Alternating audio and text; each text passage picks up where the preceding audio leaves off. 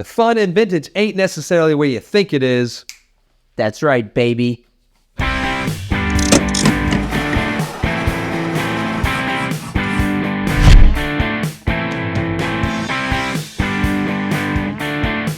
right, it's me, Baxter. And Sean again. Back in your attic at Casino Guitars. If you live in the attic, hats off to you, because that's cool and kind of scary. So we're talking about vintage guitars, vintage amps, vintage everything, vintage ladies, vintage fellas. No, just vintage guitar stuff. And that's all we know how to talk. It was just getting excited. I'm in a good mood today. It's like the studios, we had a refresh in the studio back here. I like it. Sean was sort of in charge of that. One of my amps is sort of hanky. We're going to work on that later. But speaking of vintage, that's part of the draw, right? It's like, yay. Perfect. No, so when you jump in the vintage game, everyone's thinking Fender, Gibson, Marshall, Martin, Taylor. Just kidding.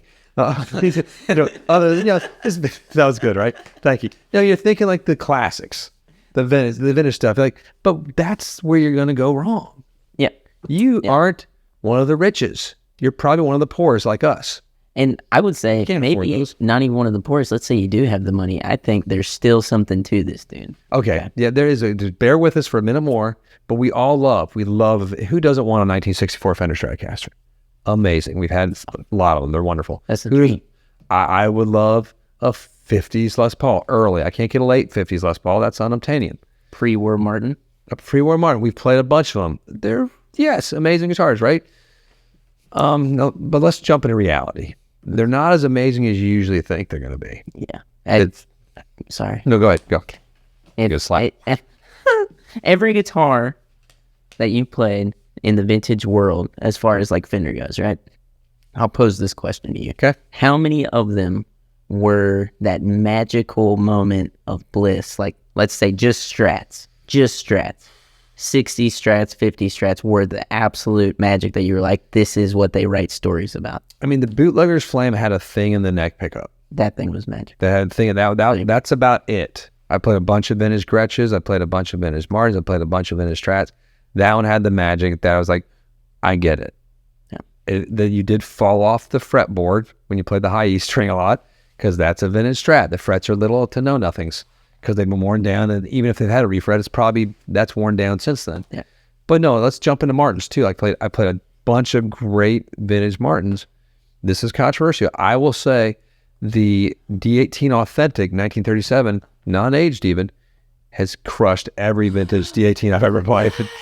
Everyone I've played. I mean, when I played the Authentic aged D28, I've never played as good of a Martin as that. I agree 110% because I've played some of the same guitars, and yeah, I mean, it's kind of nuts how they're nailing into those. There's nothing that's you can say about the undeniably cool factor of a great vintage piece. I love them. Some of them do have that magic. Certain J45, certain Hummingbirds. Oh yeah. Certain Martins. Yes. Which we played those too. There have been tons of those too. Not to discredit those. It's a needle in a haystack right there. Like they're not. Sometimes an old guitar is an old guitar. Now let's get into the point of this video. That's right. The cool stuff you're missing. You're missing the Airlines, the Supros, the Premiers, the Harmony, the Sears and Roebuck amps. They are the boobies, I was going to say, but I just said that. I was going to say that other word, but it's just PG-13. Out. Sorry, kids. Sorry. But then there's such good little things there that we all overlook. I'm not trying to drive the prices up on any of this stuff, but go find them and like play fun. I'll tell you, for me specifically, I've owned many Harmony guitars over the course of my short 25 years, and coolest guitars that I've owned were coolest vintage guitars I've ever owned, held, played, had been the Harmonies, and for multiple reasons, right? Like I had a buddy who we both, in some ways, laid our hands on this Harmony Strat from it was like early 70s, I reckon, maybe mid to late, and so all of the 70s. And it was beat up, but we put a humbucker in the bridge. We did all kinds of stuff. That's so funny because Sean is so young, like the 70s is like, you might as well be saying like the 1930s. Yeah, it was like the roaring 20s. And that's like the 70s. It is. So, people dressed silly. It was the whole thing. And bell bottoms were a thing. I'm going to bring bell bottoms back. I want bell bottoms, yeah. I mean, some black bell bottom like slacks. That's what you need, and a mullet. Mullets are cool. Skylar didn't know, my girlfriend didn't know what Live Aid was, so I was showing her U2 at Live Aid. She's like, what, 13? Yeah, and she saw Bono's mullet, and she couldn't stop laughing at it. I was like, it was a different time. Like, that's what you did. Watch Roadhouse, and you see the correlation. Yeah, you're like, oh, mullets, we're in. The same as the correlation is like, man, like, if you've played a Premier amp before, I don't know, you haven't played a Premier, have you? I have not. Those, like, I remember when I was playing with Richard Lloyd, that thing, he was playing, like, he has these vintage, like, the AC30s he played with television. Yeah, real. But we went out to he's playing with a Premier. And I was like, what are you, I'm playing with his AC30. You know, because I was like, I want to play with that. And your cool Japanese, like, Stratocaster you're going to let me use that I tried to buy from him. Cool, actually. And I'm like, this is awesome. I had to lug that AC30 up steps everywhere, too. That was a drag. But he's playing this little Premier, and it's so good. So it's like the vintage Supers. They would catch on fire every once in a while. They're not built well. Man, they sound good. They do sound good. And, you know, I've played tons of those that sound killer, man. Like, there's something to those old solid state, you know. The Gibson amps, too. Like they're not expensive.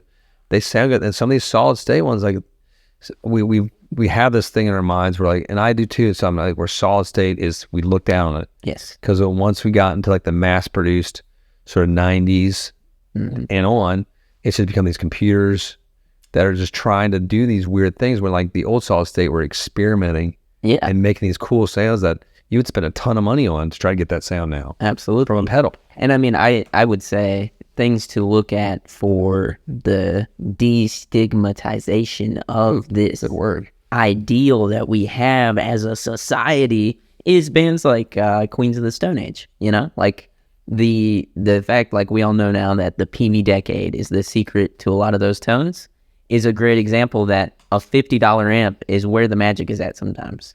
That's really funny. I have an old Frontman 15G by Fender that the speaker cone is ripped in, and it has the dopest sound ever. I spent $50 on it at a pawn shop.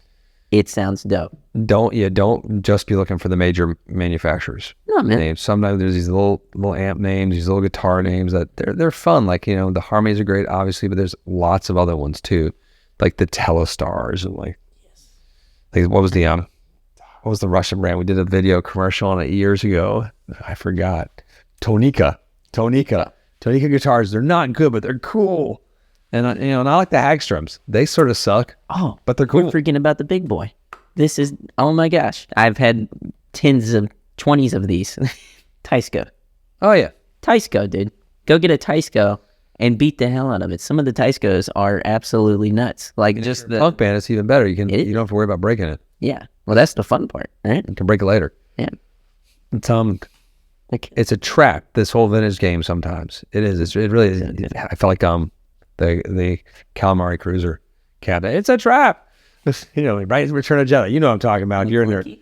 Oh, gosh. Throwback. McClunky, the best album out there right now. You know what I'm talking about. It's an Irish songs in Star Wars themes. Check it out on the internet. McClunky. You got all that right. That was good. I was like, I remember all this stuff. He sent us the CD. It's great. You should check it. It's like, if you're a nerd, dig it. But the vintage game can be a trap, not because of the forgeries and the weird stuff out there. It's just like, it's expectation versus reality, disappointment versus exhilaration. Like, we often we'll have somebody bring in some piece of trash looking thing. We'll plug in, like, man, this is really fun. It is fun. Yeah. It's just fun. Like, we work in a guitar shop where we see the best guitars ever built on this planet. Yeah. We were lucky enough to do that, and we enjoy it. We don't get jaded by it, but every once in a while we're surprised by some piece of no-name nothing. Yeah. That was, $5 at, a Sears and Roebuck store back in 1960. And in a lot of ways, it's driven me to want to be like, man, I kind of need this, don't I? That's really dumb. But guess what? It's only $200. So it's like, oh, I can have this, Well, it's obtainable. The unobtainium became like, you can be a vintage collector of like cool, weird, random stuff.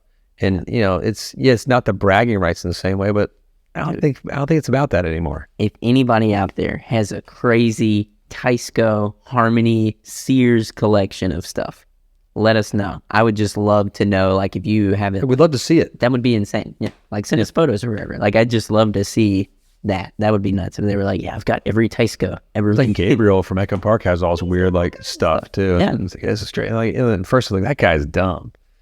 Then I was like, hey, maybe he's not as dumb as he looks. Right? And you're like, oh. Or speaks. Mother. Mother of wolves. I think that's kind of it. I think so. That's kind of it. We got it wrapped up. So go enjoy the vintage hunt of things you thought not of before. Yeah. Go play cool stuff. Even if you're like, well, it doesn't say Fender, and I don't think Epson, just do it. If it says those, it's even better. But go have a good journey. That's right. No, but have fun. It's a great journey out there. And thanks for joining us again. Click a like, subscribe. Hit the bell. Peace be with you. And to all, a good night.